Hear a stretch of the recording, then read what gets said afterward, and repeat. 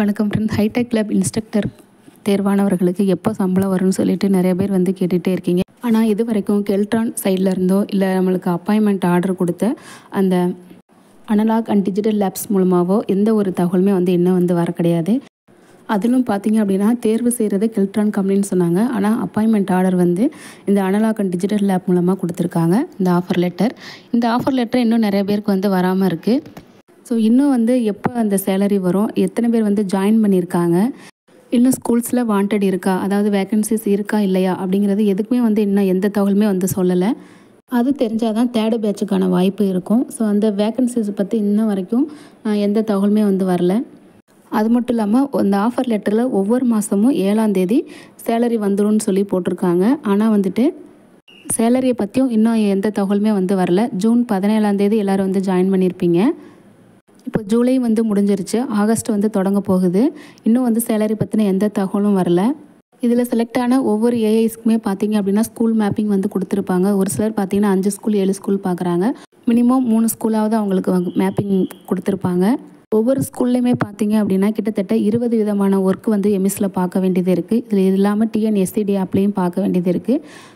அப்போ அவங்க மேப்பிங் பண்ண ஸ்கூல்லையும் சேர்த்து அப்போ எவ்வளோ ஒர்க்கு பார்க்க வேண்டியது இருக்கும்.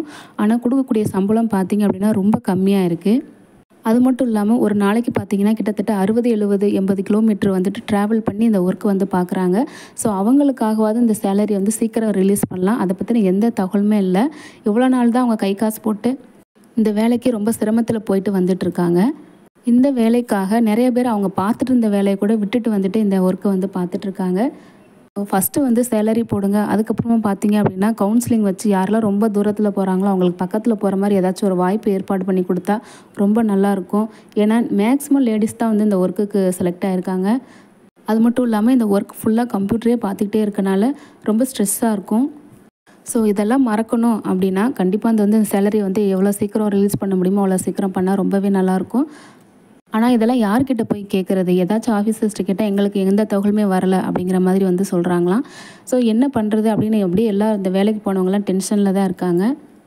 ஸோ இதுக்காக வந்துட்டு இப்போதைக்கு கிடச்சிருக்க தகவல் என்ன அப்படின்னா, இன்னும் இந்த வேலைக்கு ஆர்கனைஸ் பண்ணுறதுக்காக, அதாவது செலக்ட் ஆன ஏஐஸ்லாம் ஆர்கனைஸ் பண்ணுறதுக்கான ஒரு ஆர்கனைசர் வேலை வந்துட்டு இன்னும் ஒதுக்கப்படாமல் இருக்குது அப்படின்னு வந்து சொல்லியிருக்காங்க. இன்னும் அந்த வேலைக்கு யாருமே தேர்வு செய்யப்படாமல் இருக்காங்க.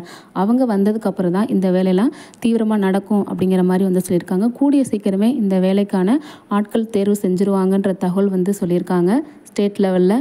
அவங்க வந்ததுக்கு அப்புறம் தான் எவ்வளோ பேர் செலக்ட் ஆகிருக்காங்க, அவங்களோட ப்ராப்ளம்ஸ் என்ன, எப்போ வந்து சேலரி வந்து ரிலீஸ் பண்ணணும், அவங்கள்ட்ட இன்னும் என்னென்ன டாக்குமெண்ட்ஸ்லாம் வாங்க வேண்டியது இருக்குது. ஸோ இந்த மாதிரி எல்லா தகவலுமே வந்து சேரும். ஸோ அது வரைக்கும் கொஞ்சம் பொறுமையாக வேலை பார்க்குறத தவிர வேறு வழி இல்லை. சேலரி பற்றின அப்டேட் ஏதாவது கிடச்சிச்சின்னா நீங்களும் ஷேர் பண்ணுங்கள், நானும் ஷேர் பண்ணுறேன். தேங்க்யூ.